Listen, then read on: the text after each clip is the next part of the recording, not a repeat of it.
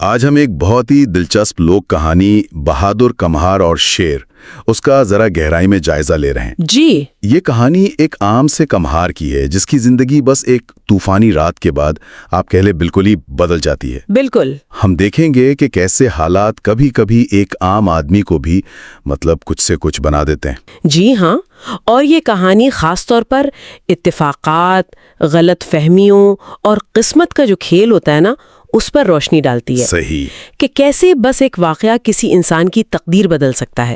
یہ صرف قصہ نہیں بلکہ یہ دکھاتا ہے کہ کیسے حالات اور لوگوں کے تاثرات مل کر ایک بالکل نئی حقیقت بنا دیتے ہیں۔ تو کہانی شروع ہوتی ہے ایک گاؤں کے کمہار سے۔ سادہ سا آدمی مٹی کے برتن بناتا ہے۔ جی۔ ایک رات بہت شدید طوفان آتا ہے۔ اچھا، اس کی بیوی کہتی ہے کہ بھئیو گدھے کو اندر تو باندھ دو۔ اور جب وہ باہر جاتا ہے تو دیکھتا ہے کہ گدھا تو ہے ہی نہیں، غائب۔ اور پریشان وہ لگام اور رسی اٹھا کر اندھیرے طوفان میں اسے ڈھونڈنے نکل پڑتا ہے۔ بالکل۔ اور یہ موسم، یہ اندھیرا کہانی کے لیے بہت اہم ہے کیونکہ یہی غلط فہمی کی بنیاد بنے گا۔ صحیح کہا۔ اندھیرے میں ٹٹولتے ہوئے وہ جنگل کی طرف نکل جاتا ہے۔ وہاں ایک شیر، وہ بیچارہ بارش سے بچنے کے لیے ایک درخت کے نیچے چھپا بیٹھا تھا۔ ہاں، کمہار اسے اپنا گدھا سمجھ لیتا ہے۔ اور یہیں سے سارا معاملہ دلچسپ ہو جاتا ہے۔ کمہار تو غصے میں ہے، اپنے گدھے پر بڑبڑا رہا ہے۔ وہ شیر کو نہ صرف لگام ڈالتا ہے بلکہ ڈنڈے مارتے ہوئے گھسیٹتا ہے، چل بے گدھے۔ سوچیں ذرا، شیر کیا سوچ رہا ہوگا اس وقت؟ شیر تو ڈر جاتا ہے۔ وہ سوچتا ہے یہ کوئی بہت ہی خطرناک مخلوق ہے جو شیر کو گدھا سمجھ کے مار رہی ہے اور سواری کر رہی ہے۔ تو وہ بیچارہ چپ چاپ ڈر کے مارے ساتھ چل پڑتا ہے۔ کمہار اسے گھر لا کر آنگن میں باندھ دیتا ہے۔ یہ صرف مزاحیہ نہیں ہے، یہ خوف کی نفسیات بھی دکھاتا ہے۔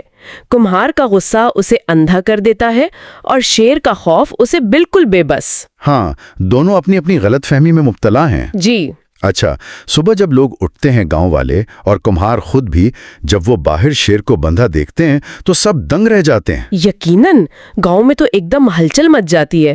لوگ پوچھتے ہیں بھائی کیسے کیا تم نے؟ اب کمہار شاید اپنی غلطی چھپانے کے لیے یا شاید موقع سے فائدہ اٹھانے کے لیے فوراً سینہ پھلا کر کہتا ہے، ارے یہ کیا چیز ہے، ہم تو خاندانی پہلوان ہیں۔ بالکل۔ یہاں یہ بات بہت دلچسپ ہے کہ عوام کو شاید ایک ہیرو کی ضرورت تھی اور کمہار کی یہ آپ کہہ لیں اداکاری ان کی وہ ضرورت پوری کر دیتی ہے۔ بس پھر کیا تھا، کمہار تو راتوں رات ہیرو بن گیا۔ جی۔ اس کی بہادری کے قصے دور دور تک بادشاہ سلامت تک پہنچ گئے۔ اتفاق سے اسی وقت پڑوسی ملک نے حملہ کر دیا تھا۔ ہاں، اور بادشاہ کو ایک بہادر جرنیل، ایک سپہ سالار کی سخت ضرورت تھی۔ تو بادشاہ نے فوراً کمہار کو بلوا بھیجا اور اسے فوج کا سپہ سالار مقرر کر دیا۔